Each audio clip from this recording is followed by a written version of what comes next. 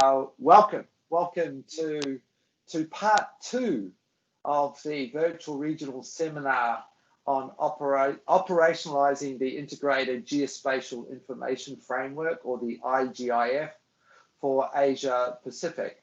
You may recall that a week ago we had a 2-hour session that was really about setting the scene, how we talked about the overarching view of the IGIF and how it was strengthening geospatial capabilities in Indonesia and Kyrgyzstan, and also in Mongolia. And my colleague Tia Chihai also gave an overview of the IGIF in some detail, and he will also do that again today, looking more into part 3, the country level action plans. And in essence, for today, and just for those who do not know, my name's Greg Scott. I'm in the UN-GGIM Secretariat in New York, and have the pleasure to moderate this 2-hour session today. And at the outset, I'd like to thank our colleagues in ESCAP, Kara, Verena, the whole team, for their wonderful work and support in enabling us to have this virtual webinar, bringing the Asia Pacific countries together. And without further ado, I want to be able to introduce to you 3 really good national perspectives on the process of the IGIF from the lens of country level action plans. This is where countries, pilot countries as we call them, are actually implementing the IGIF at a country level through action plans. And so today we will have speakers from Fiji, from Nepal, and also from the Kingdom of Tonga. And so without further ado, I'd like to introduce and provide the floor to a good friend of ours, Mazian Hicks, from the Ministry of Lands and Mineral Resources in Fiji. Mazian, the floor is yours, and welcome to our session once again. Thank you. Thank you very much, Scott, and hello everybody. I hope you can hear me. We can hear you well, yes. We can hear you and see you well. All right, thank you very much. So I'll just go straight into my presentation for today.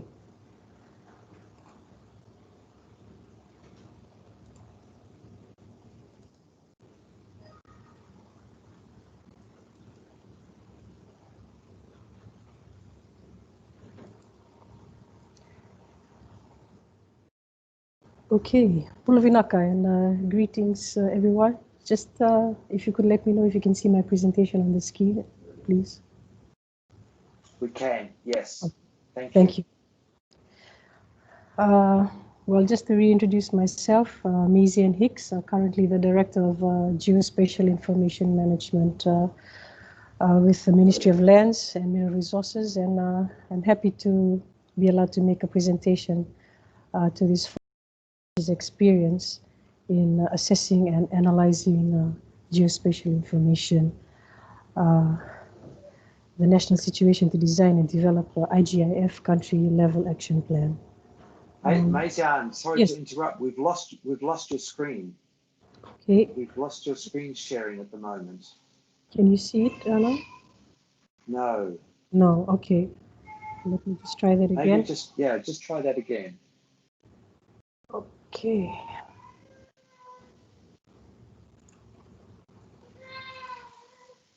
And I think, Nicholas, you may have your microphone on as well, so it's also coming up on the screen. So just a reminder for everyone, while they're not speaking or presenting, if they could have their microphones off and their video off. Thank you. Mazian is coming back up now.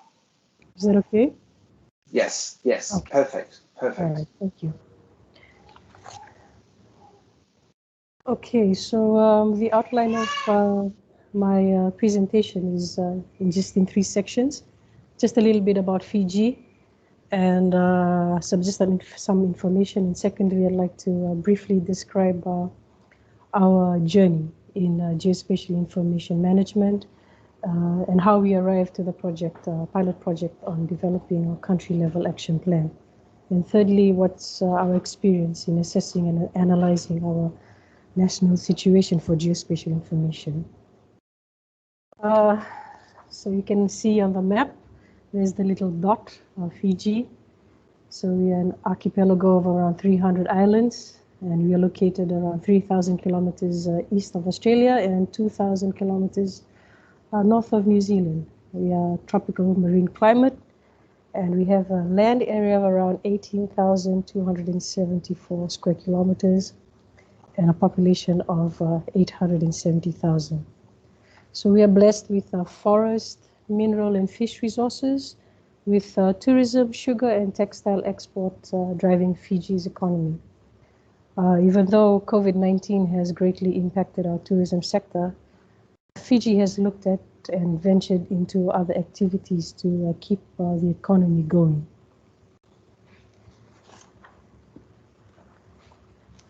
So this is our journey into geospatial information management. The Fijian government in 1991 adopted a corporate and cooperative approach to computerization of its land records to gain maximum benefit of its land administration activities and to provide better information for planning and use of its limited land resources. As time went by, some of these planned activities for computerization were completed while others stopped halfway, and some of them have yet to be implemented. And then government also endorsed the Fiji Geospatial Information Management Strategy, and which put in place 5 strategic goals for us to achieve. The completion of these goals had its challenges as agencies continued to work in silos. Many agencies did not have the resources and capacities to establish their own geospatial information programs and connect with a central hub. And many agencies were not aware of the power of geospatial information as a useful tool for their activities and programs. Some of them also had competing priorities.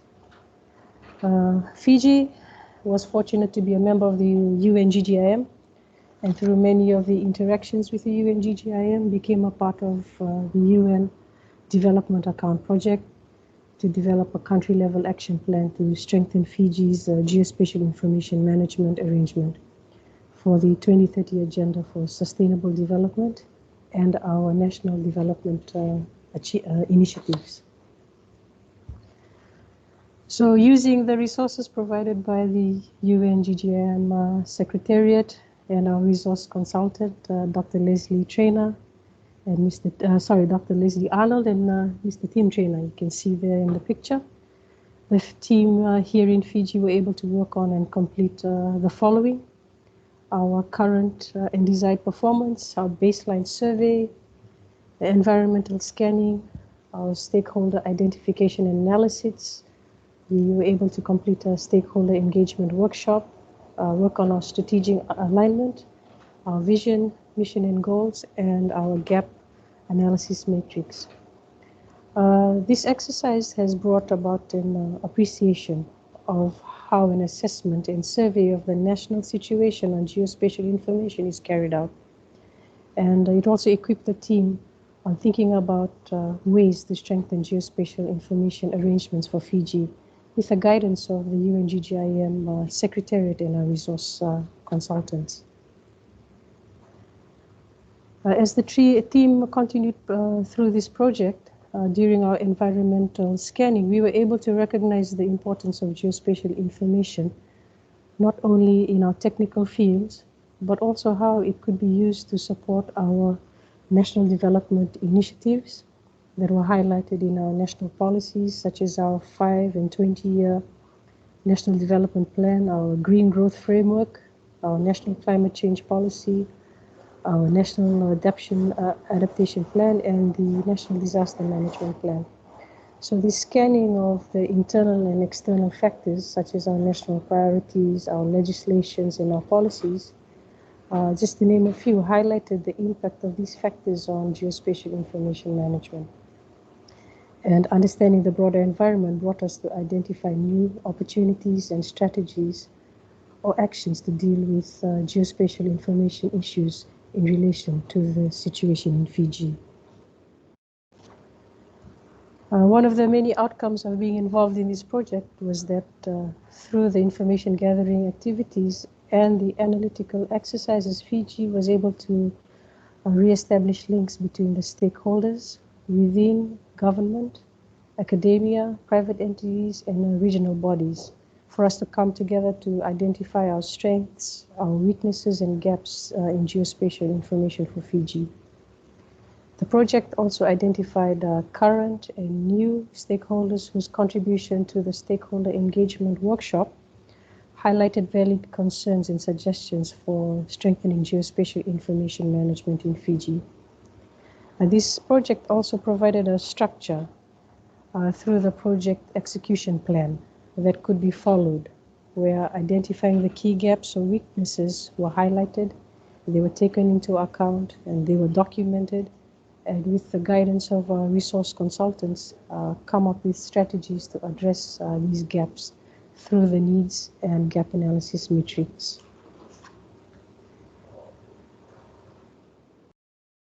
So at this moment, Fiji is currently working on completing its needs assessment and gap analysis report before moving to finalize the country-level action plan. Also, this project has been presented to our Fiji Geospatial Information Management Council meetings along with updates, and has been well received by the council, who are looking forward to receiving the needs assessment and gap analysis report in the next meeting before we move on to our country-level action plan. We are also very appreciative to the UN-GGIM Secretariat and to our consultant, Dr. Leslie Arnold, and Mr. Team Trainer for their patience and guidance through each step of this project. Fiji's geospatial information management has made many gains, but there is still much to do to raise the visibility and power of geospatial information, in particular at the leadership level and strategic level. Our stakeholder agencies now understand our limitations and also appreciate the benefits of geospatial information, and in particular the events of COVID-19, where geospatial information played a key role to support our national incident management team in their efforts to deal with COVID-19. I'd like to close with the comments from Fiji's Permanent Secretary for Health and Medical Services when he attended our council meeting last week on the 25th. He was also the head of the National Incident Management Team for COVID-19. His view on geospatial information management, he said that geospatial information has become very useful to us and is helping us remodel our health services, in particular our epidemiological response and outreach to our communities. So this is from someone who is not an expert on geospatial information. However, he has seen what it can do, and his comments have highlighted that the efforts of the geospatial community in Fiji is making great advances. So thank you once again for allowing me to share with you Fiji's experience in assessing and analyzing our national situation to design and develop the IGIF country-level action plan. Thank you very much. Thank you. Thank you, Mazian. Every time I hear presentations coming from our countries that are working through the implementation guide, I continue to both be amazed and learn things. So thank you so much. I would like to make some comments, but I will leave that until we get to the discussion following our presentations. Colleagues, I did put a note in the chat there. If you do have any questions to our panelists today, please do post them in the chat if you can, and we will have a Q&A session following our three speakers that are going to take place in the first part of our session this morning under the national perspectives. So thank you, Mazian, for setting the bar very nicely in getting us started. Now I'd like to introduce from the Survey Department, the National Survey Department of Nepal, Mr. Sushil Dangal, and he will provide an overview of the work that Nepal has been doing in the implementation of the IGIF through their own national experiences. So Sushil, the floor is yours, my friend. Thank you. Thank you very much, Greg, and good morning, everybody from Nepal. I'm uploading my presentation in this system. In the meanwhile,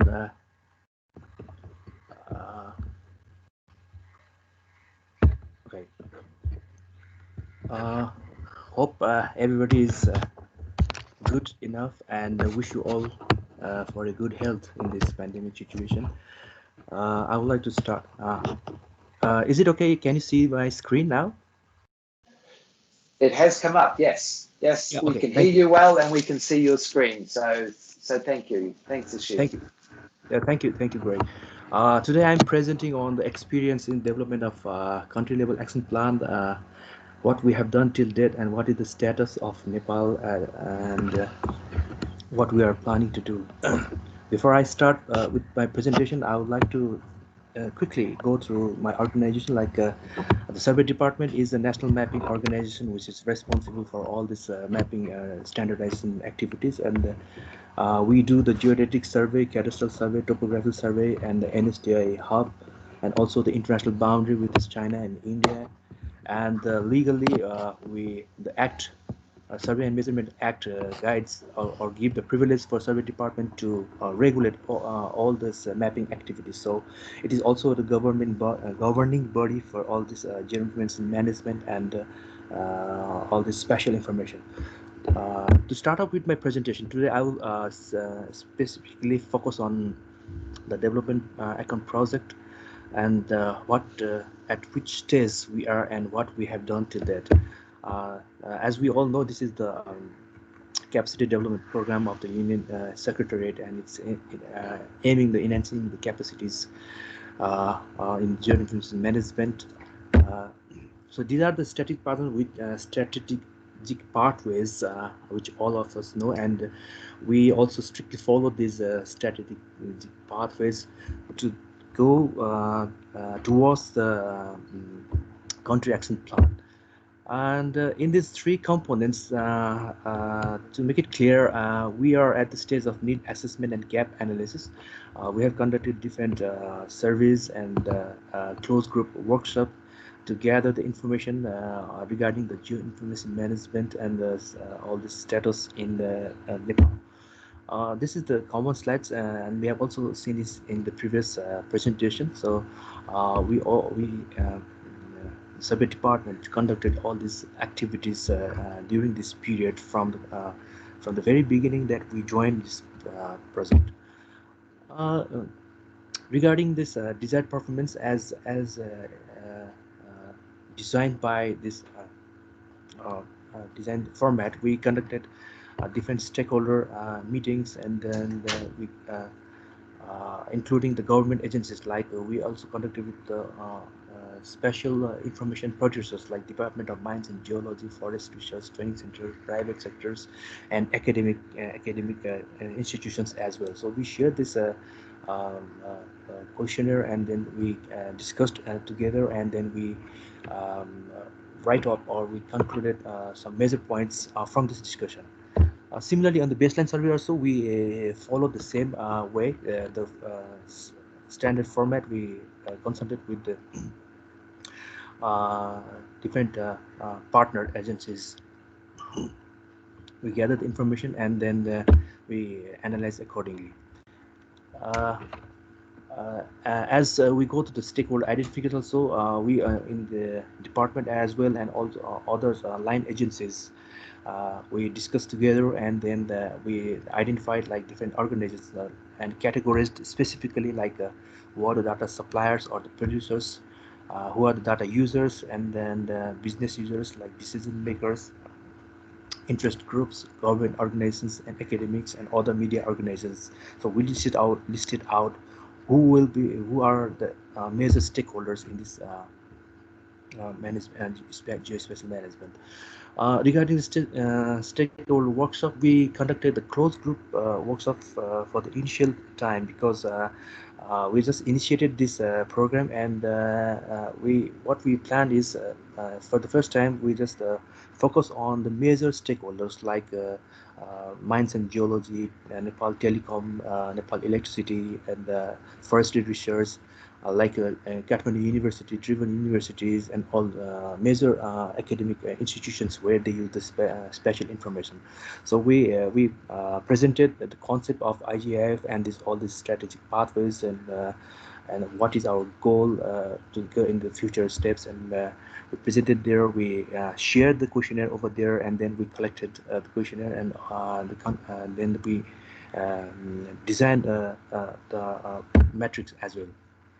Regarding this strategy alignment, also we reviewed all the strategic documents of the government of Nepal from different line ministries and departments, which departments in their strategic documents reflect about the use of geoinformation, to be specific.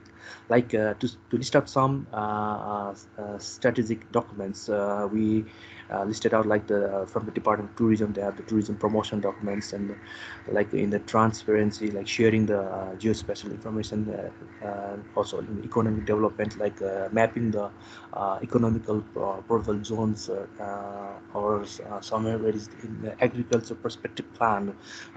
They are also making plans like where is the suitable area for some food products, where is suitable area for some gas products, like that way. So we listed out all the strategic documents focusing or using the spatial information. And through all these reviews and consultation workshop, we came up with some vision, missions, and goal, like in align with this UN-GGIM and IGIF. The vision we marked is like achieve sustainable social, economic, and environmental development by efficient application of geographic information management for decision making. And support with this vision, the mission is like working together to create and leverage value of geospatial information in government decision making and private sector investment. And to support this vision and mission, we have also listed out some goals, 5 goals to support all this vision and mission. More specifically, like we focus on the reduction of redundancy and easy access to this geospatial information, increase in quality, on easy availability of this information, and to make an institutional and legal policy framework to achieve these goals. So, and through all this analysis and reviews, we come up with this this is only one screenshot of the analysis matrix that we have prepared, and we prepared accordingly for all the strategic pathways. And at this stage, we have prepared a draft need assessment and gap analysis report compiled according to the reference guideline, and then in this specific 9 pathways, we have listed 38 actions identified through all these reviews and consultation workshop and questionnaire survey. So I will not these all action points have been incorporated in the report. This is the preliminary draft report, and I will quickly just to be within the time, I will just show you what are the action points that we have prepared. 34 action points in this specific strategic pathways. So this is the action points for the data, innovation, and standards, partnership, communication, and engagement, capacity, and education. And at this stage, while we are coming through different stages, what some of the observations that we came up with during our meetings also is like communicating importance of geospatial management is still a challenge. See, there is still a gap between the different line agencies and line ministries regarding the production of this geospatial information and sharing of this information. Also the decision making in various sectors, and not only technical people. Decision makers are also what we find is decision makers are also not aware regarding this use of geospatial information management. Only the technical peoples are a little bit interested or engaged with all these things. And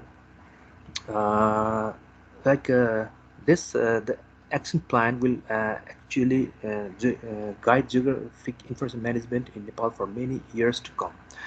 What is the plan that we are preparing is in the context of present scenario. So in future, definitely in the technology, it's advancing quickly.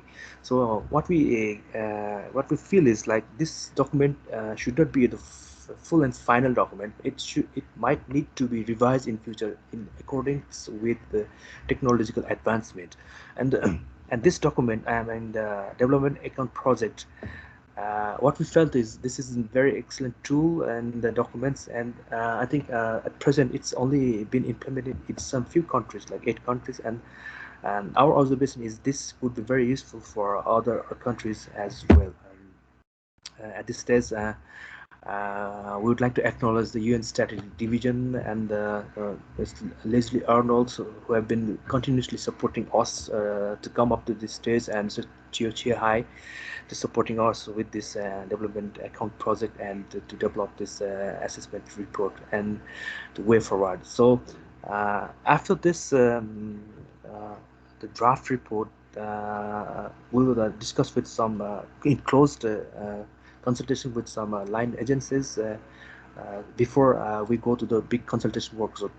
Since we have received some interest on this document from different private organizations also. In the last meeting, some of the participants said that not only the survey department should be the stakeholder, there are different agencies who are working on special information, and they need to be consulted and they need to be involved, and that was a very constructive suggestions, and we are planning to incorporate all those stakeholders in the future.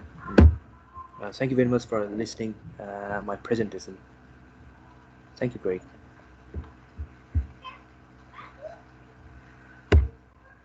Thank you, Sushil. Great presentation, really appreciated, and I think for all of our colleagues that are listening and watching today, what you're also seeing at the moment, and it carrying on from last week and the presentations from last week and Bayamar from Mongolia and others, and you're seeing a trend here in, I guess, the structured approach to how the implementation guide of the IGIF and how the different tools and resources and components are being developed in parallel with our pilot countries as literally the litmus test, the guinea pigs for what's really going to evolve in the future, and we really do appreciate the work and the effort that's gone into this. And I will now, I have many comments to make, but I will not at the moment. But thank you, Sushil. I will now like to pass over to Ms. Rosamond Bing from Tonga. I know Rosamond does not need, as with our previous speakers, much introduction. Rosamond is the Chief Exec from the Ministry of Lands and Natural Resources in the Kingdom of Tonga. And Rosamond also happens to be our global co-chair of UN-GGIM. So as we always do, Madam Co-Chair, the floor is yours. Thank you.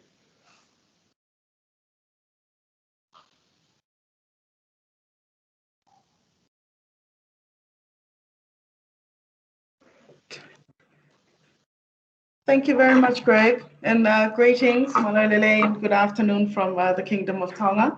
And thank you very much for this opportunity. I'm sorry, I'm going to have to, right, so I'm all set up. Thank you very much.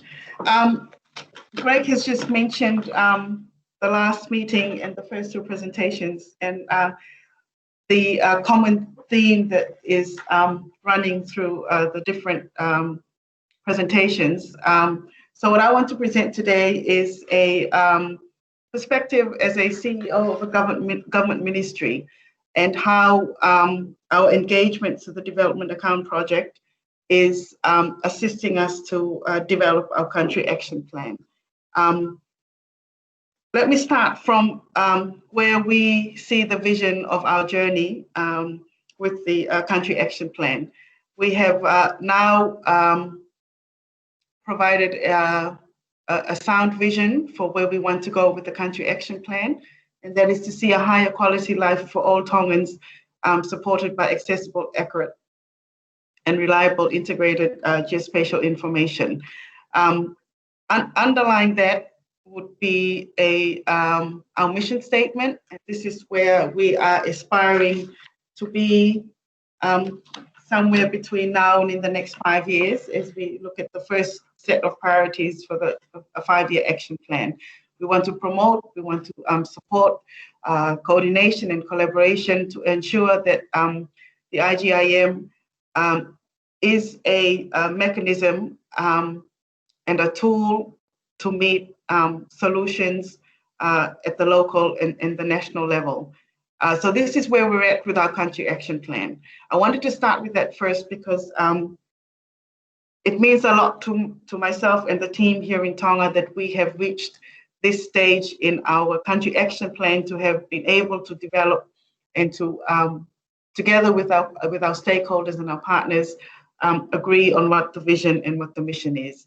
Now, backtracking then to our country profile, on the screen you will see a map and population currently where our land areas are. So we're a very small land-based country, but what we have that's important to us is our ocean area, our EEZ and our sovereign territory. So where geospatial information means a lot to us is our ocean space in our maritime space, and also a very small country, very small land base with limited resources. So that's where our geospatial information is quite critical in terms of planning and decision making.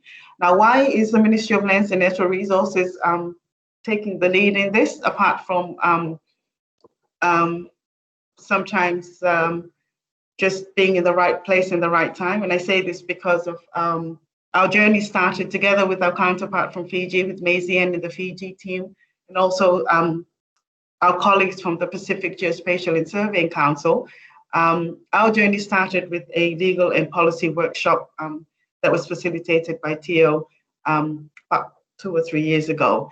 And as a result of that, Tonga and Fiji were identified as 2 countries to conduct the Country Action Plan project.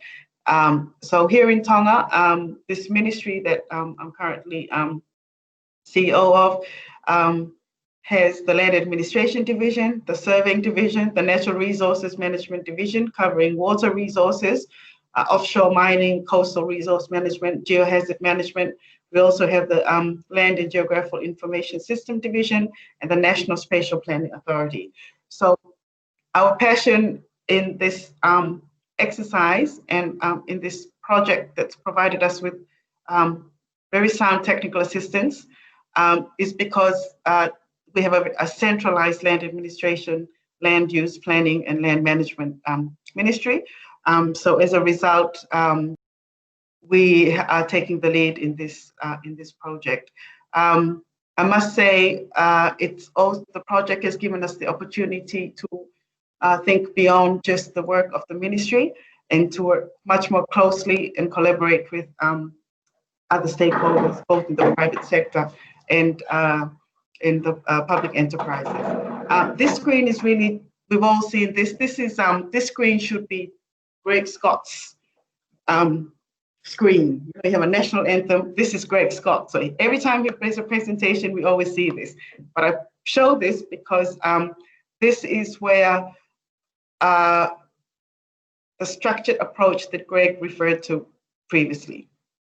So under the IGIF framework and the implementation guide, we have the value of being the pilot projects to look at the country level action plans. And I am confident that we are taking the right approach. The methodology, both Maisie and Sushil have, and beyond my last couple of days, shared with you the different the same methodology that we're using.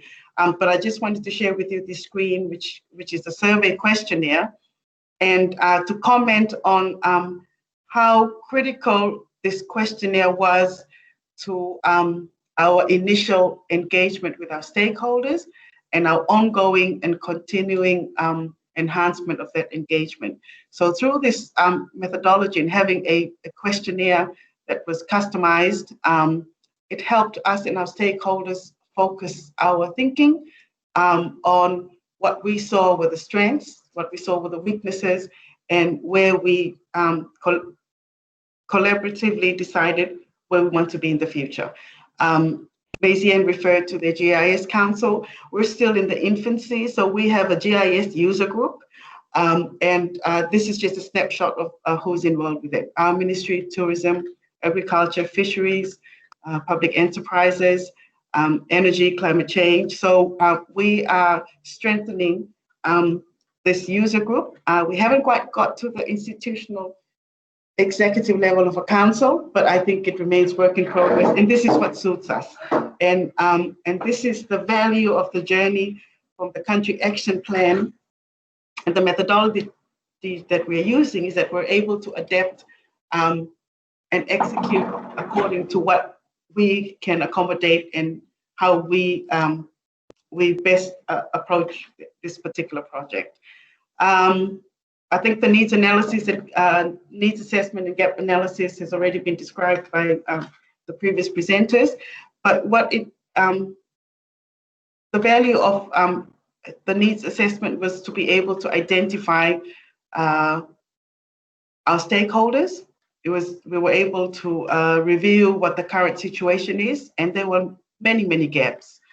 We identified a few strengths, so we want to build very much on those strengths, but there were a lot of gaps. So we identified those gaps, and I think one of the consequences of identifying many gaps is you end up with many actions. And the challenge then is to prioritize what it is we can do best, and roll out the plan so that we're not taking on too much that we're not able to achieve. So again, the common theme that Greg referred to earlier is a structured approach. So instead of showing the jigsaw puzzle, that's our 9 strategic pathways, this is just the same jigsaw puzzle, but in a different, this is the way my team thinks, so this is the way they've articulated the structure. So we have a vision, a mission, the goals and the pathways are all derived from and adapted from the 9 strategic pathways. And there you go, as with the previous presentation from Nepal, there is a list of action plans. And this is gathering our thoughts. It may be a wish list, but I think it articulates very much what is important to us. And so 34 action plans from Nepal, I think we have 50 action plans. So that's a large and a very ambitious wish list. But having said that, I have been advised that we have 4 priority areas. And I think this is part of the journey, is that we identify a whole buffet of action plans and activities, and then we've sat down and decided this is what our priorities are going to be. So the 4 priority areas we have is environmental monitoring, emergency management, and disaster risk reduction. And this falls within our current joint national action plan on disaster risk reduction and disaster risk management. So this is something that's been identified by our stakeholders as what is important to us. The second one is leadership and coordination. This is key. Like I said, while this ministry centralizes a major part of geospatial information, we are not working in a silo, and we are a service provider. So it's very key to us that we both take the leadership and also very much coordinate the efforts from our stakeholders. The third priority is to develop guidelines responsibilities and policy. I know my colleague Mazian from Fiji referred to their policy, I think, being completed. We have to start from scratch. But I must say, as I referred to earlier, the strategic pathways are very much part of the tools that we're going to use to identify and develop our policy framework. The last one then is to provide accurate, reliable, and fit for purpose IGM for all of our users in Tonga. As has been referred to by our colleagues, COVID-19 and the pandemic, Tonga is very blessed to remain COVID-free. But having said that, we were hit with a cyclone, Category 5 cyclone, maybe 3 weeks after lockdown. So that cyclone was the first time we've had some very serious storm surges and coastal inundation. So the role of IGIM has become quite critical in the recovery and the post-reconstruction period that we're going through now. I think my colleagues have all described the same approach to developing our country action plan. So we have, at the moment, still working very closely with Leslie Arnold and Tim Trainer and Tio Chinghai. I see you all on emails with your regular updates and your planning and weekly meetings. So this is the same structure that we're using as well. I very much appreciate this approach because we're able to move through the different stages in terms of developing our country action plan. Where we're at now is we have a draft of the country action plan, weekly meetings with our consultants, as I referred to. We are planning to have a second major stakeholder meeting in the new year. We've been unable to host something this before Christmas because we've been quite busy with other commitments, particularly with repatriation of Tongan citizens from overseas. So in the new year, we will conduct our second stakeholder meeting. We are highly confident that we have very much strengthened our coordination and our collaboration efforts. So we're very much looking forward to working together with our stakeholders to share with them what the draft country action plan is and to take comments before we launch. This slide really just covers where the strategic goals and how our country action plan fits into the international arena, the regional arena, here at the national level as well, and some of the local action plans that we have in place. So I must say that we are very much working within strategic goals, and I am confident that our country action plan is going to address many of the strategic requirements for reporting, for planning, for assessing risk, for spatial assessments. So we're very much looking forward to the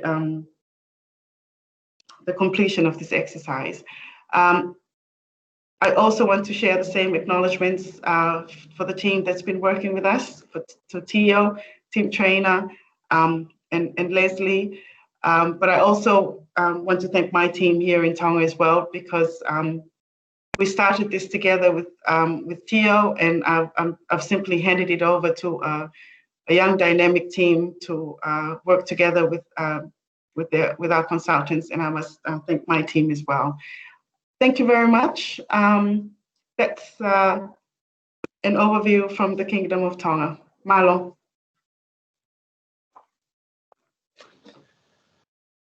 Wow. Thank you. Thanks, Rosamond.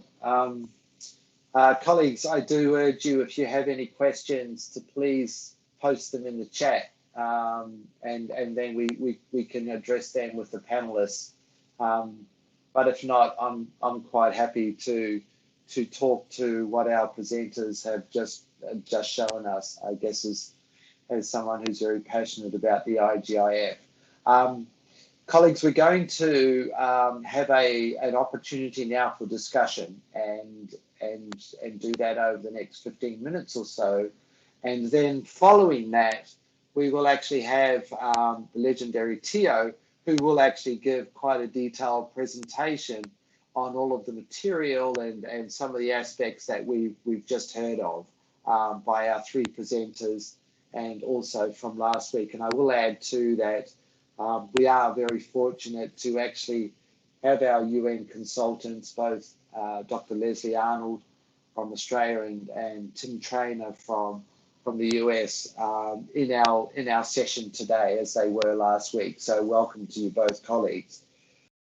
So if there's any questions at all, please do post those. What I would, in the meantime, while I do wait for questions, and for those that might want to put their hand up to ask a question in person, please do that as well, and we'll try and monitor that. But I guess a really important point, or a series of points that have been made really clear today, is the importance, and I wanted to come back to Rosamond's second to last slide, is about aligning the objectives of the work to national priorities, to strategic goals, to what's needed. And I think you'll all agree, often as geospatial experts, we do tend to sit in the back room.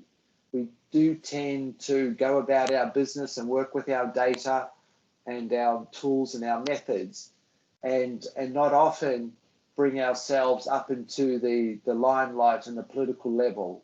It's just not our nature. But I think you'd also agree that of all the disadvantages that have come out of this pandemic globally is the fact that it's also forced many of us to contribute to how we respond and how countries have responded to this, and it's critically important. Three key things have come up in the presentations last week and this week, and across the entire process of the development of the IGIF, the implementation guide, the global consultation, and the many workshops. Is these three key elements are around awareness and understanding and leadership as one key piece to it, is that people aren't aware of the capabilities of geospatial on one hand, and on the other hand, we don't have enough leaders that promote and push the envelope and get into the as we say, get into the space of decision makers on the importance of the work that we do. And I think that's a major challenge that has been spoken about. And second to that is communication and awareness, being able to communicate and bring awareness about what we do once we do get that foot in the door and that understanding of champions. And the third key part of this is getting an understanding of what's needed. Where are we today? Where is our organization today? Where is our geospatial capability today? And where do we want it to be in the future? What's our aspirational goal at the end of the day? And this is where a lot of the work around the tools and resources and understanding your needs, the assessments, what the gap is, where we want to be in a future state, and who we engage in determining some of that is critically important, because there are often many agencies, both in and outside government, that have a key need for the work that we do, but they don't necessarily understand, one, that work has been done, or two, how to engage with you as organizations in having a dialogue and a discussion around what those needs could be or what those opportunities may be for your organizations as well. So I think they're really, really key elements for us to think about in this discussion. I also wanted to, and this is my last point, is say, and we keep saying it, is that the IGIF is a framework. It's not an infrastructure, it is a framework. It provides strategic means, it provides implementation guidance, and it provides tools and resources and components for actions to be developed within countries.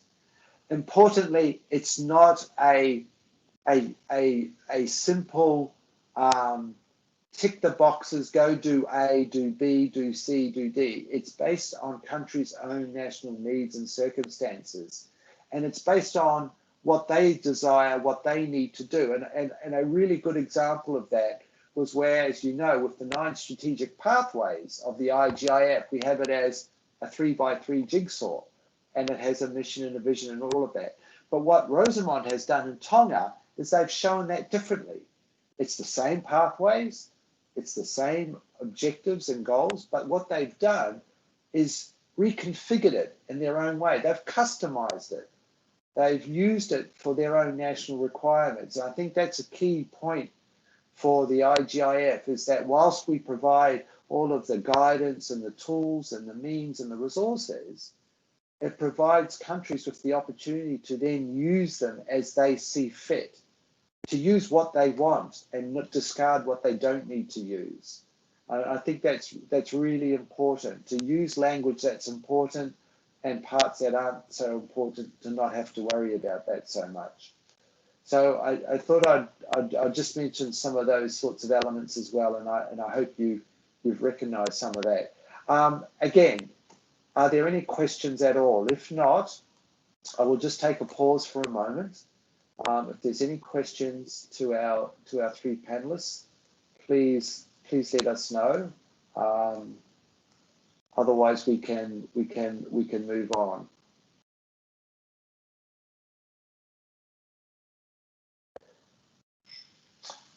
I see here that we have got one. So in terms of cooperation engagement, is there any? And so what I will do is I will read out, and no doubt you will see this on the screen, but I will read this out.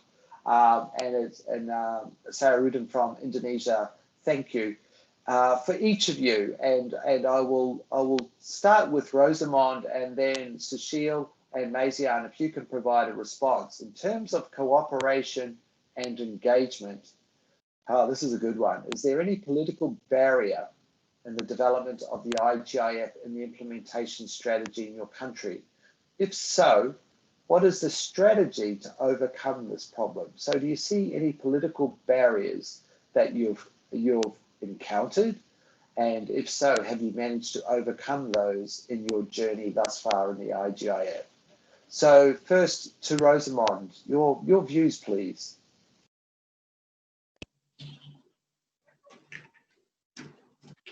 Thank you very much, Greg, and thank you for the question.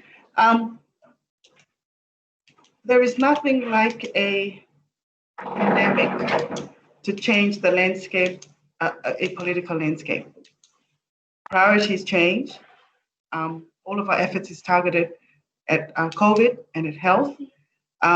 So whilst we were very energetic about drafting this country action plan, looking forward to the resource schedules and how we're going to resource this, and being very passionate that we were going to be able to secure funding, it became quite obvious as the COVID hit that budget priorities, austerity measures are now in place. So that's a political challenge. But having said that, I think you leverage off the circumstances that prevail to promote and to convince the leaders that the work that we're doing is applicable. It allows us to use our resources wisely. So as I mentioned earlier, we had Tonga was also hit by a tropical, Category 5 tropical cyclone.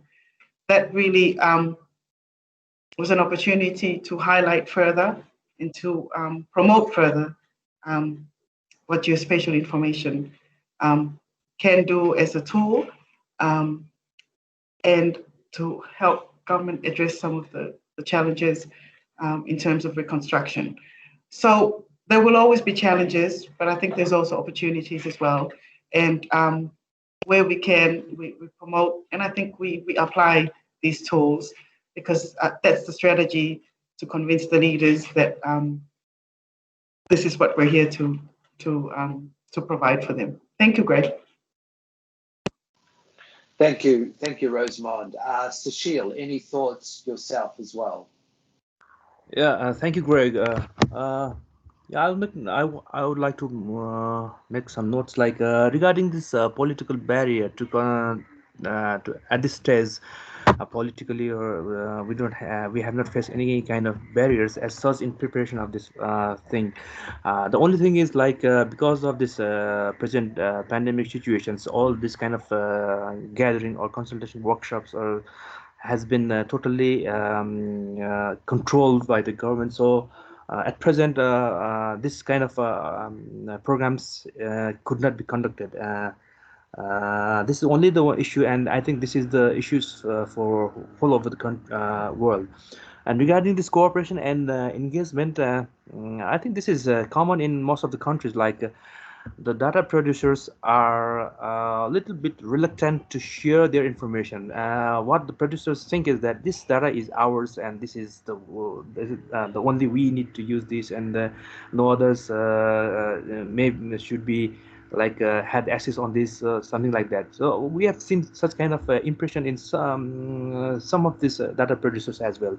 But in spite because of this, there has been some kind of redundancy in the production of data as well.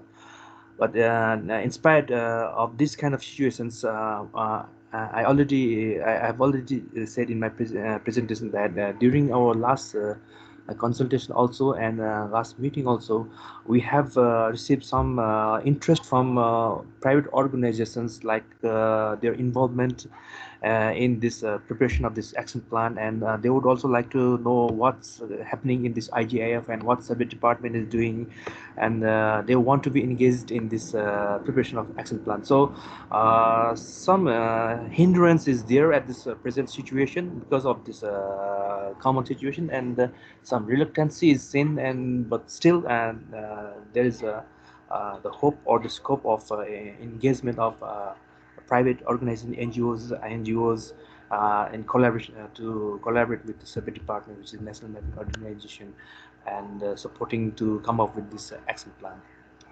Thank you, Greg. Thank you, Sushil. Yeah, you make a very, very good point that I know resonates with many of us, and often we do say that a balanced data ecosystem requires data producers and data users. You need a producer and a consumer, otherwise that ecosystem falls over. So thank you for your very valuable comments. Mazian, thank you. The floor is yours. Thank you very much, Mr. Scott.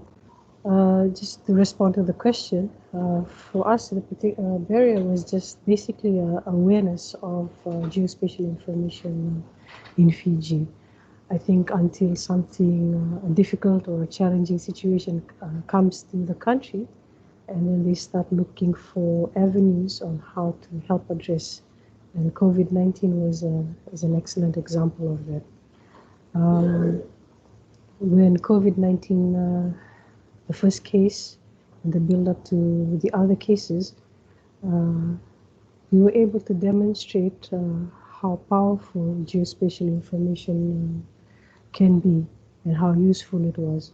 And our Permanent Secretary for Health, as I had mentioned previously in my presentation, his appreciation of what geospatial information has done for the health and medical services. I also agree with Rosamond. It's just in terms of awareness to those at the decision-making level. We have different avenues, and one of it is the council, and we continue to raise the awareness of geospatial information and also the development of our country-level action plan through the council. And we trust in the council to be able to carry this forward right up to our cabinet level, and so that we can push Fiji through in terms of strengthening our geospatial information for the country. Thank you. Thank you, Mazian, and very, very, very good strategies. I do just have one final question before we move to our next segment. To you, Rosamond, and I know others, and I think Cecile had 34. You showed 50 actions that you will execute, and the question was, is there any time frame for these actions, these 50 actions that will be executed, and how do you see this progress being monitored? And this is from Tandem from BIG in Indonesia. Thanks, Rosamond.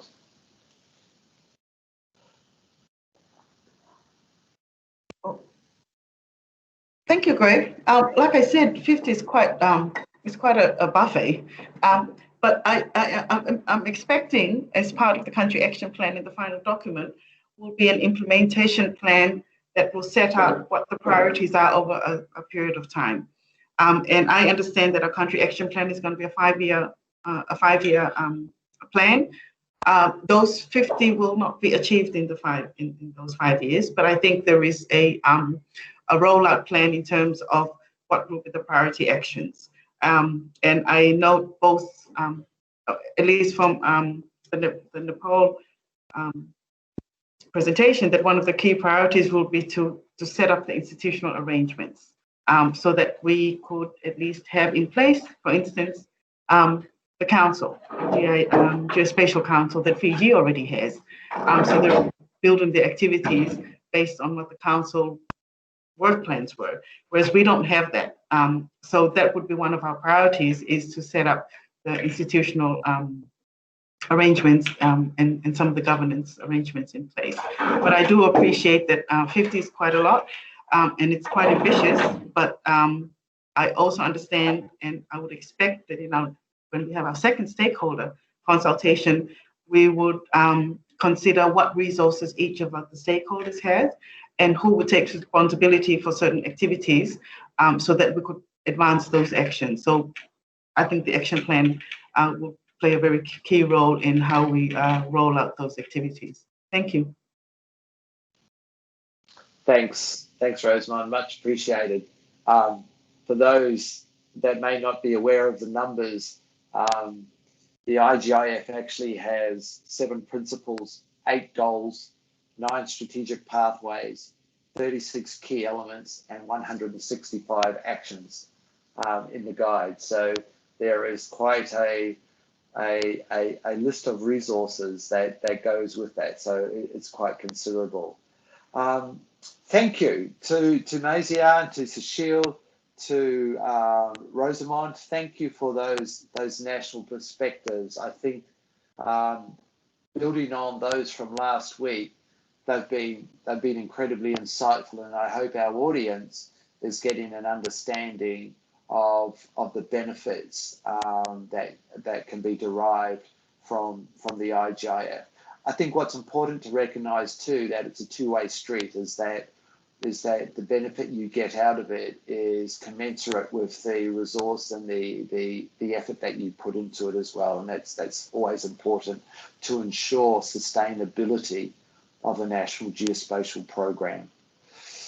So without further ado, I'm going to firstly introduce and then offer the floor to my dear colleague and friend, Mr. Teo Chihai from ourselves in the Secretariat, who's going to provide some detailed guidance and options on the implementation guide and more information on action plans, and I guess some of that structure that we've been talking about that assist countries in this journey of discovery. So without further ado, Teo, the floor is yours. I see your presentation is already on the screen, and over to you, my friend.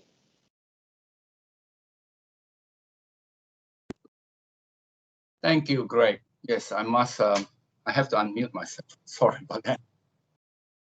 Right, I believe you can see the presentation on the screen. Correct. Right, thank you. So colleagues, now let me first thank both Verena, Karen, and their colleagues at ESCAP for their hard work, to jointly convene this 2-day virtual regional seminar. We trust it has been useful and beneficial, at least to raise awareness, but also today we seek to provide you with what we hope is sufficient information as some of you consider moving forward to implement the IGIF in your respective country. Colleagues, we must all thank our national presenters from Fiji, Nepal, and Tonga today, Indonesia, Kyrgyzstan, and Mongolia from last Wednesday, for sharing with us their experience and their knowledge of operations. You have observed, especially from today's presentation, that designing and developing a country-level action plan is a collaborative approach. It's by a team between the lead agency or entity in the country and with national partners and stakeholders. So it is by no means a going alone approach. It is an approach that we often say is by going together. Now, over the course of the 2 days, you have heard from countries their progress and their efforts in trying to operationalize the IGIF. And importantly, I hope you have picked up that they are doing it according to their national circumstances. And you will keep hearing this, and I will keep reiterating it has to be according to each of your respective national circumstances. You have heard that the work is led by the country itself. We at the Secretariat, together with our resource persons or consultants, only supports in-country processes. We support, but the work has been done and been led by the country itself. Let me also mention here, as much as the countries have expressed that they have benefited from the project, we who are coordinating the development of the IGIF in its 3 parts at the Secretariat, we who are coordinating the structured approach you have heard, have benefited tremendously from the experience and the knowledge so generously contributed by all our partner countries. So we want to thank all of them for sharing with us and for being a partner to us. Colleagues, the IGIF focuses on geospatial information that is integrated with any other meaningful data to address societal and environmental challenges. It acts as a catalyst for economic growth and opportunity to provide better and more useful information, knowledge, and insights, leading to shared understanding at the national level or the subnational level. And you have heard some of this from the presentations that the 3 presentations before me. In turn, this will enable us to benefit from a country's national development priorities, achieve the sustainable development goals, and other important international or regional or local or national commitments. And at the Committee of Experts, we say it forms a key umbrella for many activities under the purview of the committee, including the regional committees of UN-GGIM, which is our partner today in this regional seminar, and which can be applied to any country to guide transformational change. And this is what we seek to achieve together. The IGIF provides us a basis and a mechanism for developing, strengthening, and coordinating geospatial information management arrangements nationally. And it also provides us that basis and that mechanism to articulate and demonstrate national leadership. And you have heard again from our 3 presenters earlier how they have, the situation has presented themselves, especially the situation with the pandemic, and how they demonstrate national leadership, how they cultivate champions and develop the capacity to take that positive steps. It translates high-level strategic concepts into practical implementation guidance and action for use by member states. The strategic pathways are presented as separate pieces of a jigsaw puzzle in recognition that there are many aspects and dimensions to each individual pathway, and there are varying national circumstances that needs to be considered. And that when joined together, the IGIF is a connected and integrated framework that has been globally agreed and acknowledged. The strategic pathways, all 9 of them together, provide countries that mechanism to operationalize the IGIF according to national circumstances. Now, country-level action plans. Country-level action plans reference the specific guidance, options, and recommended actions provided in the implementation guide. As you have just heard from Greg earlier, the implementation guide in 10 chapters has 165 recommended actions for considerations, or you can also view it as 165 guidance for considerations, specific guidance for consideration. And it helps us to address each of these 9 strategic pathways to capture that strategic to operational needs of a country when implementing the IGIF. Importantly, it is designed and developed leveraging the implementation guide. It is to be leveraged, the implementation guide, together with an assessment and analysis of national circumstances, which is very eloquently demonstrated by our 3 national presenters earlier. Let me just, again, just recap, especially for those that may not have been with us in day 1, last Wednesday. The implementation guides, it can also be a refresher course for some of us. I tend to need it a lot, just to remind myself. The implementation guide provides the what, that specific guidance and options to be taken by countries in implementing the IGIF. The guide expands on the 9 strategic pathways. It comprises references, good practices, principles, and actions for each of the pathways, including those generated by the committee experts through its subcommittee experts and working groups. Now, it is important, I want to stress that the guide actually builds on the good work that is done by many of the groups between UN-GGIM, including the thematic networks. The aim of the implementation guide is to provide guidance. It's not to prescribe actions. It's not a you must do. It is to provide guidance for governments to consider when wishing to establish nationally integrated geospatial information frameworks in their countries. And it's mentioned in such a way that transformational change is enabled, visible, and sustainable.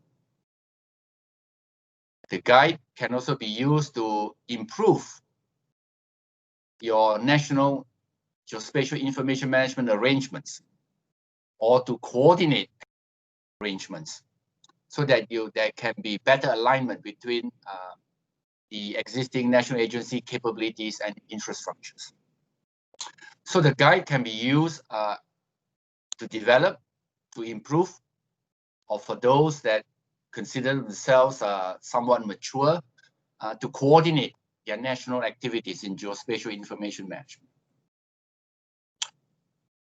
The guide came from part 1, the overarching strategic framework, a forward-looking framework built on national needs and circumstances.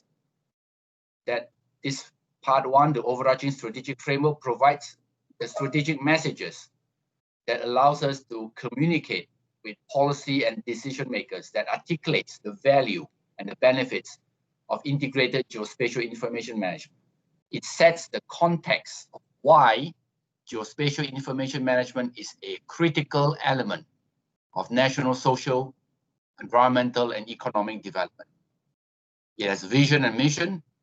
It does it by 7 underpinning principles, 8 goals, and 9 strategic pathways. It is intended for a wide range of stakeholders, primarily high-level policy and decision makers, institutions, and organizations between and across government. And as we have heard, it is also not just between and across governments, but with our stakeholders.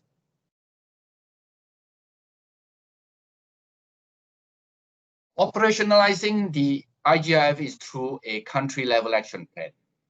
And as you have heard from our 6 presenters over the 2 days, there is a need for us to understand what our national circumstances is and how we can align with national priorities and situation. Hence, understanding national circumstances is crucial in designing and developing the country-level action plan. So what is needed is a process to work out what guidance, which actions, and where they will have the most impact, all in accordance with national circumstances. Importantly, country-level action plan must be country-owned.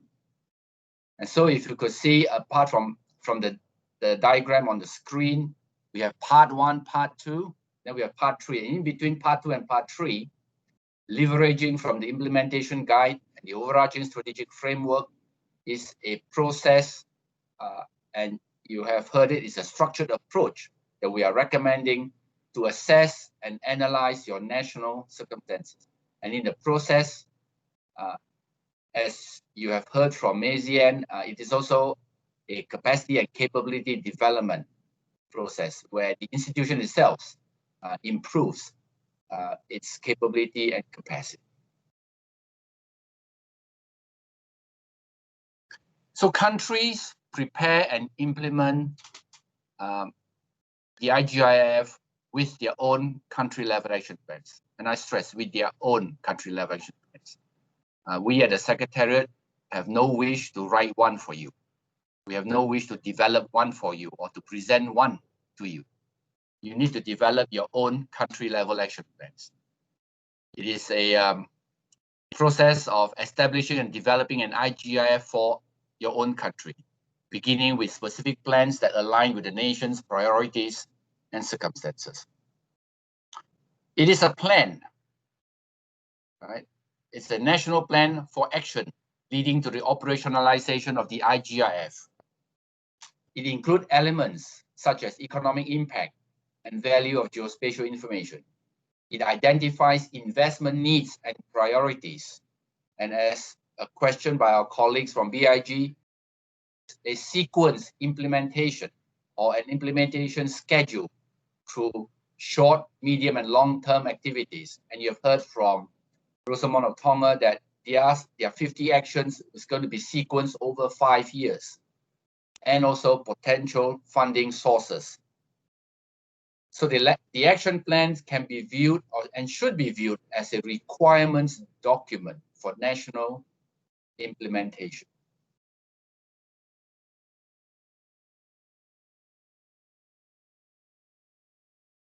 Last year at the 9th session, we reported to the Committee of Experts that a country-level action plan references the specific guidance, options, and actions provided in the implementation guide and addresses each of the 9 strategic pathways to capture strategic to operational needs of a country.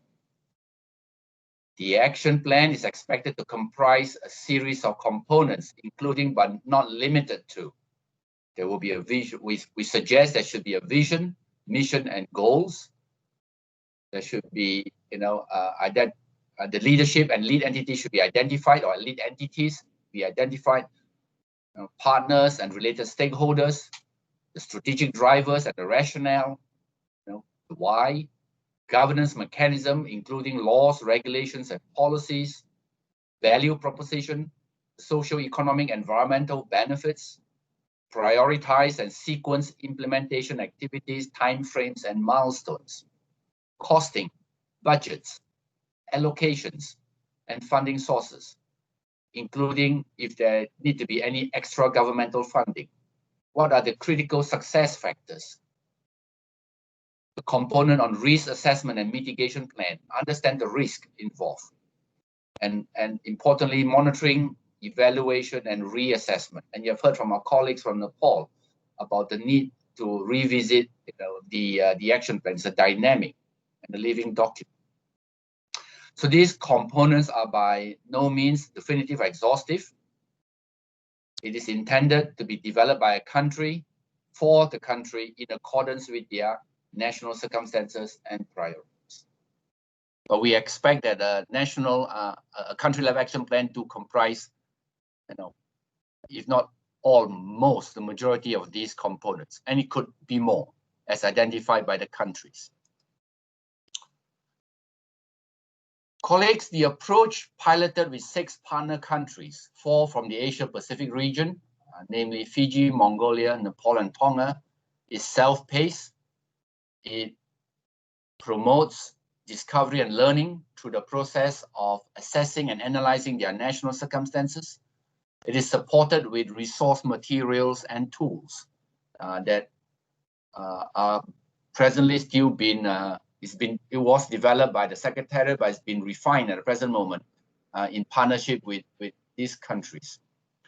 Now, I repeat, we have benefited much from working with our 6 partner countries that include Burkina Faso and Ethiopia from Africa. So the structured approach that we are recommending affords capacity and capability development. It is methodological, it is incremental and progressive. It builds upon efforts. So it builds and it increments and it improves over time. The other approach that has been piloted by our colleagues at World Bank and FAO is what we generally term as a technical assistance approach. And this is where the bank and FAO assisted countries in the execution. So they actually do send a team to a country and over a shorter, very much shorter period of time, develop an action plan for the country. Now let me discuss the UN recommended approach, which is a structured approach to design and develop a country-level action plan. It begins by formulating a plan of action. Now, this plan of action is to say that we want to come together to begin to assess and analyze our national circumstances together, and to begin to design and develop our country-level action so that subsequently we can implement that plan and operationalize the IGIF in our country. So the plan of action identifies the project scope, the schedule for tasks to be undertaken, and to identify and engage stakeholders. The schedule reflects major milestones that end with a completed country-level action plan when all the tasks are accomplished. So that's planning and preparation. We begin with that. Then we go into a phase where we will be conducting a needs assessment and gap analysis. The needs assessment determines current realities and capabilities, while also indicating what is a realistic desired performance or future that, or where we want to be. So this is what we call it. We have what our current situation is. We also have a desired situation where we want to be, and it helps us to actually be realistic in our assessment for this. And this will be assessed based on country priorities. We suggest a baseline survey. It gathers detailed information about the current geospatial information management environment in a country. The survey aligns to each of the 9 strategic pathways, and it helps in understanding gaps in the nation's current capabilities. The outcome of this phase will be what we term as a National Needs Assessment and Gap Analysis Report. The final phase is to identify and agree what needed done to strengthen nationally integrated geospatial information management, which actions are a priority, how to carry it out, when, and by whom. That is the country-level action plan.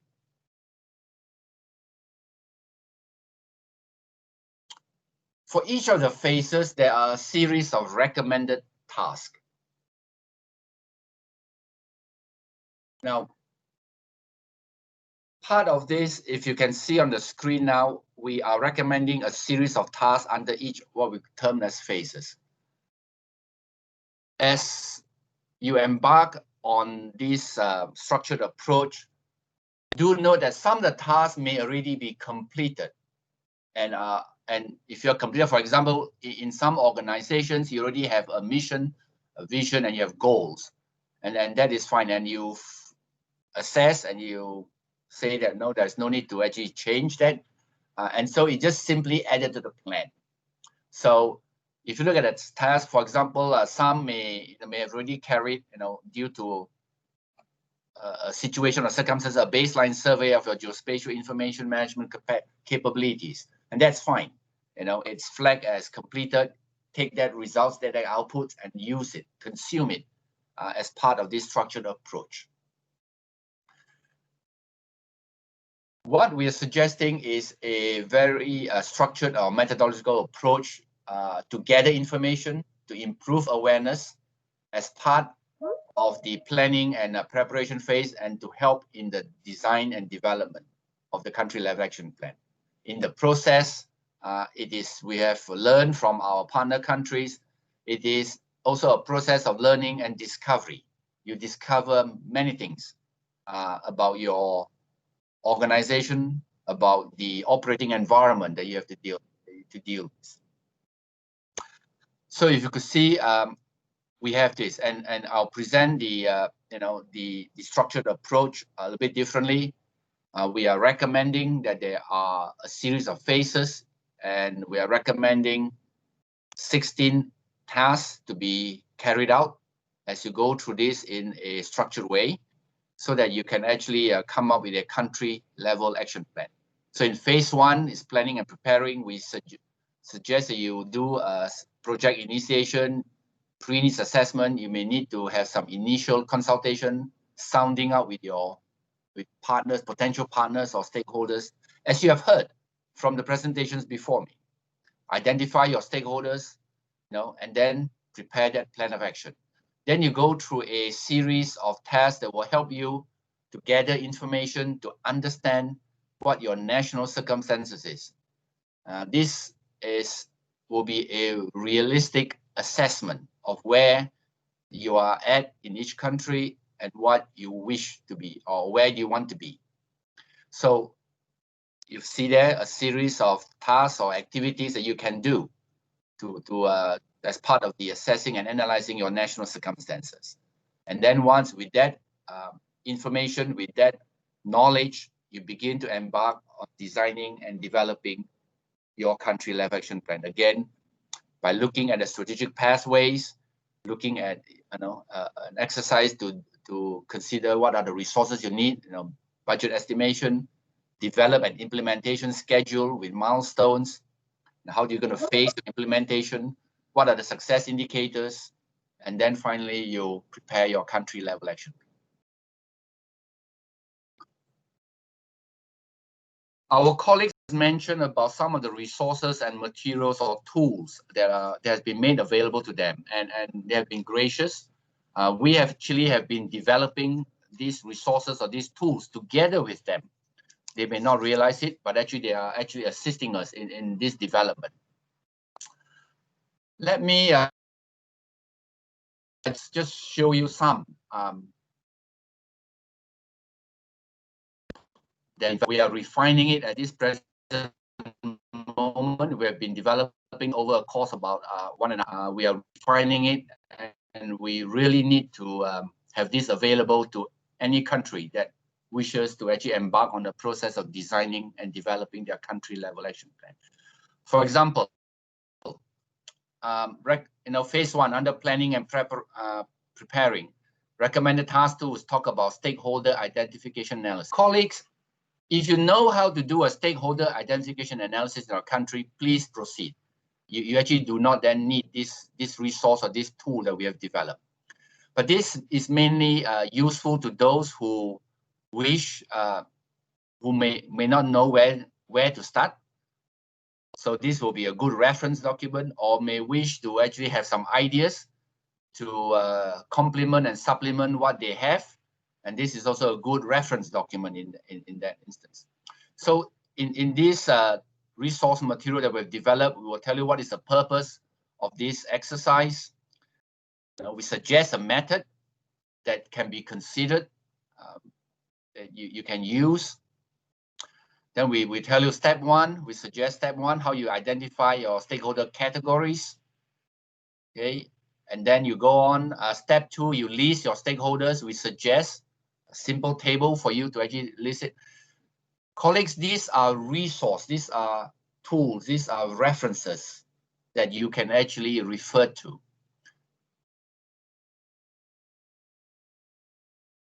Let me show you another one. As part of assessing and analyzing your national circumstances, we suggest that you carried out a current and desired or future situation assessment. Again, we explain what is the purpose.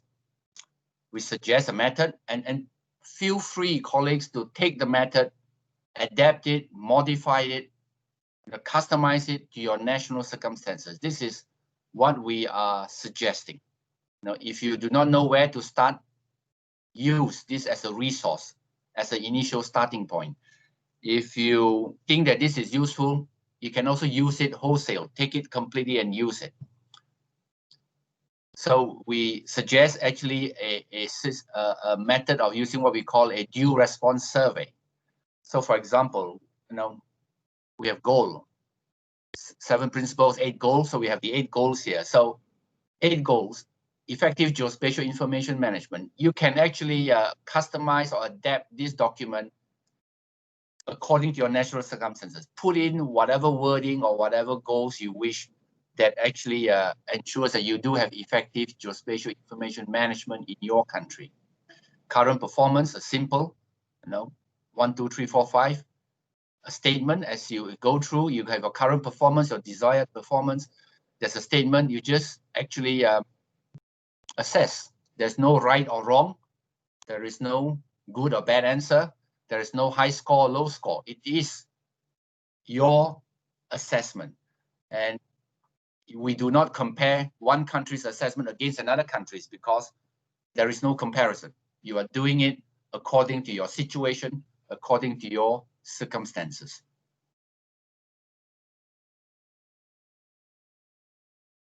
Let me show you another one.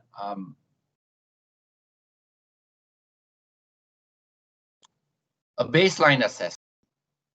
Recommended task number 5. Again, there is a purpose. We suggest a method for you to consider, for you to adapt, or for you to modify, to customize. And then it goes through a series of questions. Colleagues, this is 41 pages long. Like I mentioned, if you already have a way of assessing what is your baseline situation, please, use what you have. If you need some inspiration, some ideas, you can always refer to this document and use. You can cut and paste. You can adapt. You can customize. Like I said, and if you do not know where to start with this document. And if you think this is good enough for you to use, please proceed and use the entire document. So we have developed all these resources over the past 18 months or so, and we are currently in the process of refining it. And again, I need to stress that we are indeed very grateful to our partnering countries to help us in developing all these materials. So we do have materials for all the 16 recommended tasks for this structured approach, from phase 1 through to phase 2, assessing and analyzing, and into phase 3, where you can actually design and develop and write up your country level action plan. Let me just show you here. We even provide you a template to help you to structure a country level action plan. Again, this is meant to be a resource, a tool, or a reference. If you have a way of writing action plans in your country, please go along with your own way. Now, if you do not know where to start, look at this. Use it as a motivation, use it to get ideas, or even use it. And we do know of countries that actually use this and then they begin a process of replacing all these texts that we have here with their own text, but using the structure that we are recommending. And you will notice that we have put in this template certain sections in red, and this is where we expect you to fill in. After your process of assessing and analyzing, you will have a lot of information, a lot of knowledge. You'll be able to actually fill in all these sections. Like, for example, what are the agencies involved? Who are the contact persons? What is the background and rationale? We suggest you actually do a figure or for your proposed governance model for geospatial information management in your country. And then talk about actions. What are the actions? So you can see here some of the steps to accomplish the action. So it is detailed. It leverages the guidance that's provided in the implementation guide, and that guidance is embedded between the country level action plan.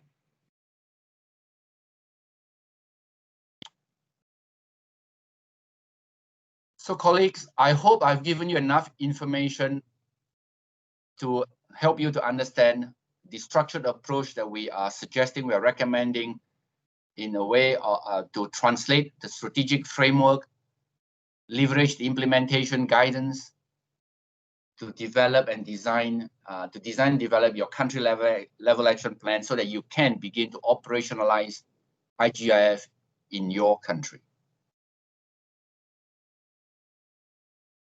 So colleagues, at the 9th plenary meeting of UN-GGIM-AP, we at the Secretariat propose to UN-GGIM-AP to consider a sub-regional collective modality to design and develop country-level action plans to operationalize the IGIF at the country level. So this collective modality leverages existing knowledge, and you have plenty in your region, experiences and resources that may be available between the regional committee. As has been demonstrated, just the 6 countries that are have been gracious to just share with us their experience, their journey. And I know there are a few more, not just these 6 who are actually doing this. So this sub-regional collective modality is sustained by peer-to-peer enthusiasm, encouragement, and mutual assistance, and supported by the resource materials and tools developed by the Secretariat for the recommended approach. As the saying goes, if you want to go fast, go alone. If you want to go far, go together. And so we conceptualize this sub-regional collective approach based on this African proverb, because we want to go far and we need to go together. And you heard from our colleagues from Rosamond of Amazian that how, in the Pacific, small island developing states, Fiji and Tonga are anchoring the process. And we believe they'll be working with their counterparts between the Pacific Geospatial and Surveying Council that has been supported by the Pacific Forum to develop country-level action plans in the Pacific. So basically what we are saying is that Secretariat wishes to work with UN-GGIM-AP and the Secretariat through a collective modality. Our preference is not, as we have learned from our partnering countries, not to have a one-on-one modality operating out of New York. This sub-regional collective modality aims to strengthen national capacities to effectively manage the geospatial resources, to modernize national geospatial information arrangements in member states in Asia and the Pacific. Let me clarify, by collective, we are talking about a group of member states, like-minded, preferably neighboring, banded together, committed to work together as a group, encouraging one another, sharing knowledge, information, experiences, and resources. Example, adapt some of the Secretariat's resource materials to sub-regional context and a situation where appropriate. And in some regions, they may need to translate resource materials into the group's agreed working language. Working together, helping one another to design and develop respective action plans. supporting one another through peer-to-peer encouragement, exchange, and assistance. And that's what we are proposing. So the IGIF provides a reference and a mechanism for developing and strengthening and integrating geospatial information management nationally, and a basis for articulating and demonstrating national leadership in geospatial information, cultivate champions, and importantly for all of us, continue to develop the capacity and the capability to take that positive steps, to deliver the difference that we wish, and to leverage to the fullest extent the usefulness of geospatial information in all our countries. So with that, thank you.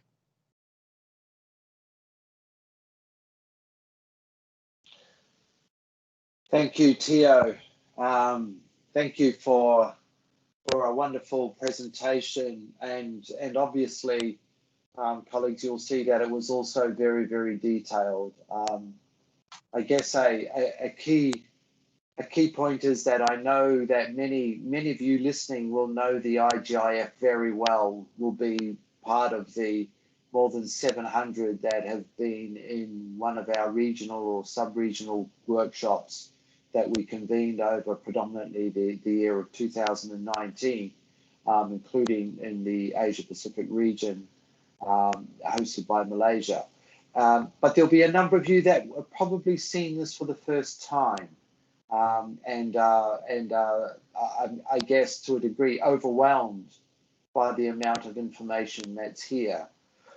I want to just, I guess, in that context, go back a step, is that whilst for many this may be quite new, we first developed concepts of the IGIF in early 2017 when we had discussions.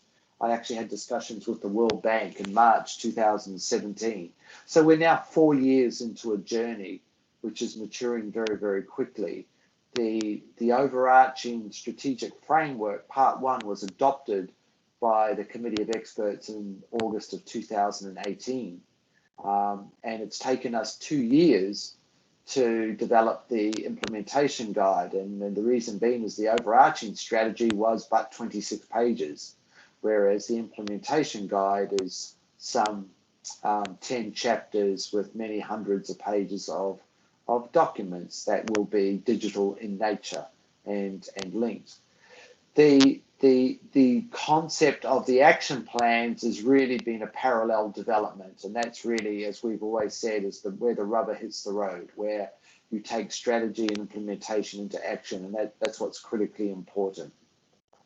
And through Tio's presentation, I hope it sort of glued together the presentations from our colleagues and from a national perspective on the types of tools and resources that are being made available. And the question has been asked, and I'm glad it has, is that are the documents that you explained, Tio, such as the different components, baseline surveys, etc., available on the UN-GGIM website? The answer to that at the moment is no, but that's just at the moment. Tio, you may want to just explain a little bit more there, but as you can appreciate, these documents have been developed over quite a long period of time, as Tio mentioned, some 18 months. They're presently being refined. The intent is to make all of these documents available to anyone. That is the intent. But what we are trying to do is to get the balance of those documents right before we do make them publicly available. So we're testing them, refining them before we make them available. And also we have limited resources. That's another challenge that we have. We are very limited in our resources. But Tio, the question was to you, so you may want to answer. Okay. Well, thanks, Greg, and also to our colleagues, Kandang from Indonesia. Yes, as Greg has explained, they are presently not available. Thank you for your wonderful presentations. I feel that now I have better. Sorry, we've got a, thank you. Microphone's now off. Thank you. Go, continue, Tio. Okay, so and as mentioned by Greg, all these resource materials are presently not available online. We are going through a process of refining. We do very much want to actually speed up that process. We need to align a lot of these materials with the implementation guide that has undergone a very extensive consultation and feedback, and we are also working through that. But let me say this, any one of you who wishes some of these materials, please reach out to Greg and I at the Secretariat. We are more than happy to share with you. And we will say this, as with our partnering countries, we welcome any of you, one of you, to join us as our partners and help us to refine, to test and to refine all these documents. And we do look forward to it being used a lot more. So please send us an email, and we'll be happy to interact with you and make available these materials. But eventually, we intend on the IGIF website, we have part 3, where all these materials will be available as resource. That is the aim. And we know that we need to do it sooner rather than later. Thank you. Thank you, Greg. Thanks. Thank you so much, Tio. I'm conscious of two things. One, I would like to keep us to time, so we have just over 12 minutes left. I'm also very conscious that there's a lot of information there. On our website is on our IGIF link on our website is the overarching strategy itself in its full published form. The implementation guide in terms of all the chapters that have been sent out for global consultation are available. They are now being refined at this present point in time. And if I can, I will just give a bit of a summary of where we are at, because that was some of the next steps that I was to provide you some information on. So the implementation guide was released for global consultation earlier this year in March for 4 months. And from that global consultation, realized some 16 or more than 1,600 individual comments, edits, and refinements to them. Those refinements are now being worked through and finalized at the moment. But as you can understand, there's a lot in it. And so what we sought from the Committee of Experts in our meeting, this 10th session in August and early September, was sought the trust of the Committee of Experts to adopt the implementation guide subject to this further refinement and finalization, because of just the urgency to make these documents available. So the IGIF implementation guide has been adopted. We are refining it, and we will then provide, I guess, what we would term as a final set of documents, noting that it is a living document. Secondly, what the Committee of Experts also agreed to, and this is critically important, is that the IGIF has been a huge undertaking for the Committee of Experts and been led over the past 4 years by the Secretariat with some absolutely wonderful support by many countries, by a number of countries around the world that have supported us, many dozens of countries, and we're very thankful. But what we want to do now is hand the future development and the future oversight and governance of the IGIF back to the member states.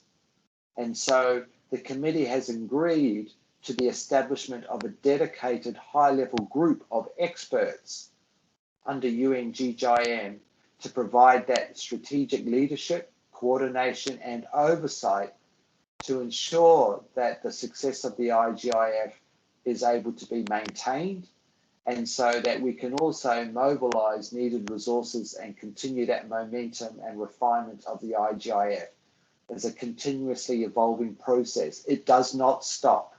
it will always continue. And that's a responsibility of and a mandate by the Committee of Experts to do that.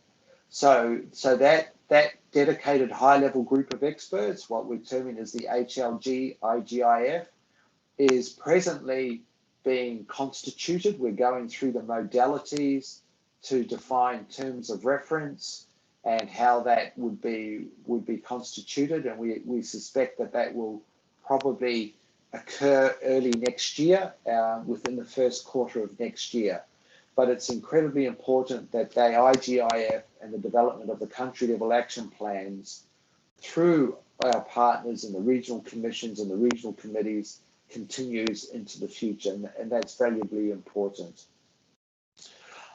So that's some of the next steps at the moment in terms of where we're at.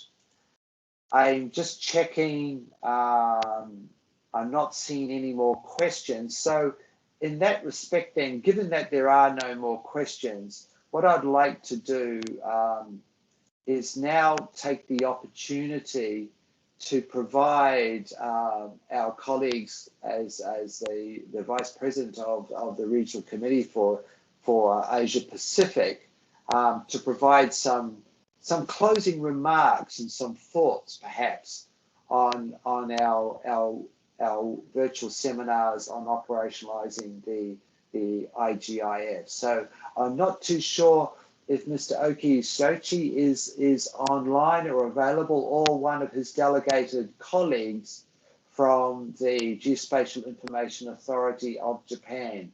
And if so, please let us know, and we will certainly now would like to make the floor available if you would like to make any comments.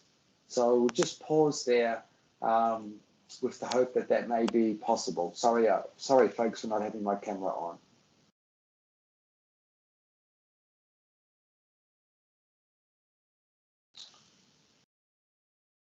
So no closing comments from Japan? If not, that's fine. Yeah. Hello, Greg. Hello. Could you hear my voice?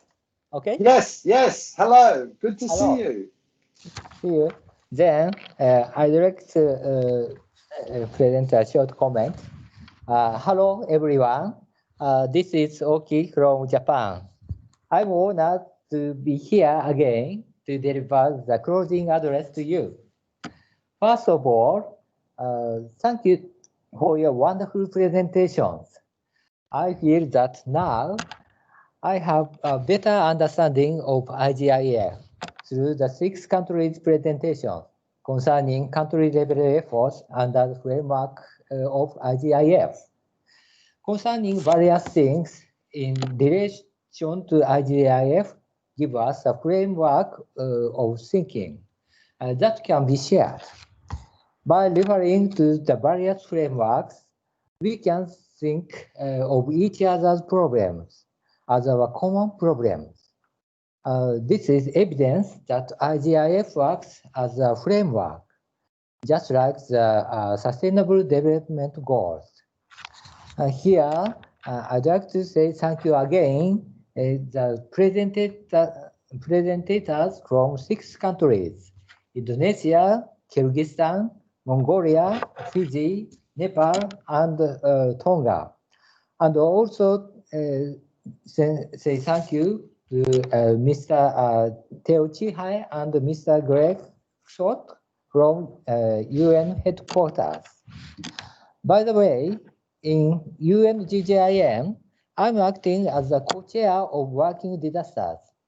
I'd like to take this opportunity to mention briefly the compatibility of IGIF and the strategic framework on geospatial information and services for disasters, which is developed by the Working Group Disasters. IGIF and strategic framework clearly difference each other, and that the IGIF strategic pathway is leveraged to assist in the delivery and implementation of the strategic framework's priority actions. It is important to discuss a common framework. Working Group Disasters is also for constructive discussion and I welcome you to join working group disasters as well.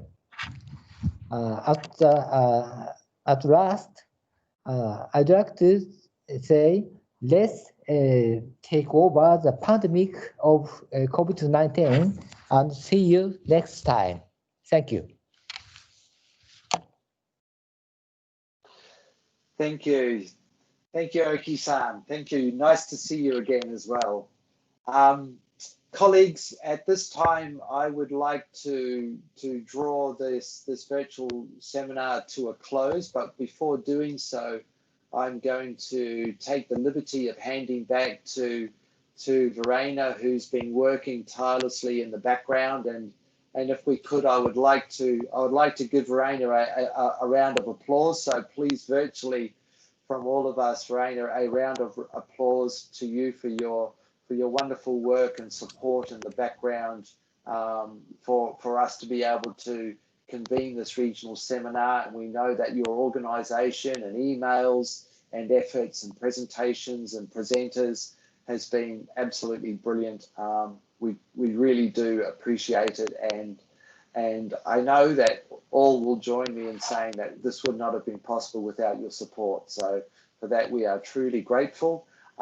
With that, I will thank you all for participating in this seminar. We hope it was of value. It won't be the last. We know that this COVID situation means that we cannot meet physically, but we will get there. We will get there, I'm sure. And I wanted to, in particular, thank the Bureau of GGIM Asia Pacific and the Secretariat, and most importantly, our fellow colleagues who have provided their resources and presentations for us over these 2 days, including my own colleague, Mr. Teo Chihai. So with that, thank you. Keep safe, keep well, and we look forward to continuing discussions in the future. And happy to now hand back to Verena if there are any closing remarks at all. Thank you. Greg, thank you very much. Also, a big thank you to the two of you, Greg and Theo, and thank you for agreeing to do this seminar with us during these times. I have to say I learned a lot as well on the IGIF and on what the member countries of GGIM-AP are doing with the IGIF. So very interesting seminar for me as well for the 2 days. Thank you very much all for joining and for participating in it. We will upload all the presentations and the recording to the website today or tomorrow. So please do check out the AP website and the IGIF website from New York. You will find all the material there. So thank you very much and have a great day.